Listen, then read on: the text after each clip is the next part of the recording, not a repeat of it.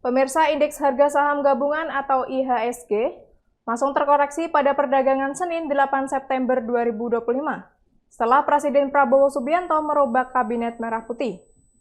Dalam reshuffle tersebut, posisi Menteri Keuangan bergeser dari Sri Mulyani Indrawati ke Purbaya Yudi Sadewa.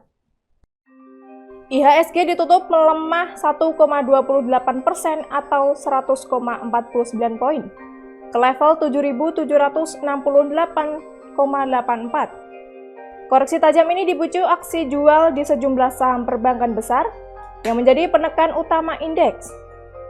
Saham perbankan jadi penekan sektor finansial menjadi yang paling terpukul karena turun 2,48%.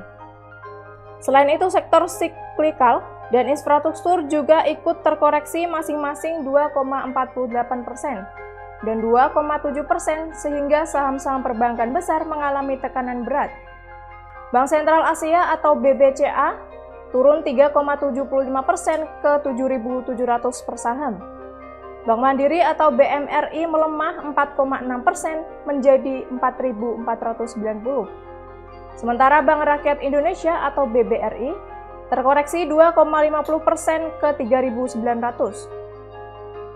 Bank Negara Indonesia atau BBNI anjlok 4,35% ke 4.180.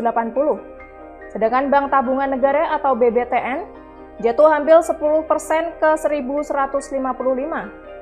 Saham Bank CMB Niaga atau BNGA mencatat penurunan tipis 0,29% ke 1.705. Sementara itu, Bursa Efek Indonesia atau BII mencatat sebanyak 232 saham menguat, 451 saham melemah, dan 121 stagnan. Dengan nilai transaksi harian mencapai 19,95 triliun dengan volume 36,52 miliar saham. Sebelumnya, tekanan pada saham bank juga beriringan dengan laporan kinerja keuangan hingga Juli 2025. Riset Philips Sekuritas mencatat, laba bersih Bank Only PT Bank Rakyat Indonesia Tbk atau BBRI turun 9,1% secara tahunan menjadi 28,58 triliun. PT Bank Negara Indonesia Persero Tbk atau BBNI juga terkoreksi 5,17% YoY menjadi 11,87 triliun. Sebaliknya, PT Bank Sentral Asia Tbk atau BPCA masih mampu mencatat kenaikan laba bersih Bank Only sebesar 10,5% YoY mencapai 34,7 triliun pada periode Januari sampai Juli 2025. Koreksi IHSG ini terjadi setelah Presiden Prabowo Subianto melantik Purbaya Yudi Sadewa sebagai Menteri Keuangan menggantikan Sri Mulyani Indrawati. Pelantikan ini tertuang dalam Keputusan Presiden atau Kepres nomor 86P tahun 2025 tentang pemberhentian dan pengangkatan Menteri dan Wakil Menteri Negara tahun 2024 sampai 2029. Selain Kementerian Keuangan, reshuffle Kabinet Merah Putih juga menyentuh 4 kementerian lain, yaitu Kemenko Polhukam, Kementerian Pelindungan Pekerja Migran Indonesia, Kementerian Koperasi, dan Kementerian Pemuda dan Olahraga. Purbaya Yudi Sadewa bukan sosok baru di lingkaran kebijakan ekonomi.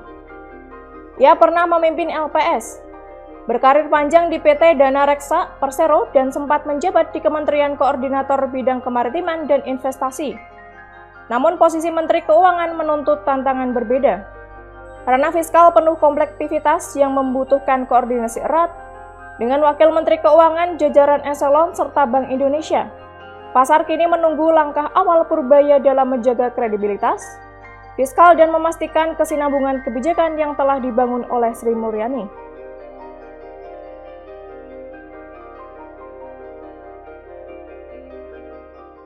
Download Tribun X sekarang, menghadirkan lokal menjadi Indonesia.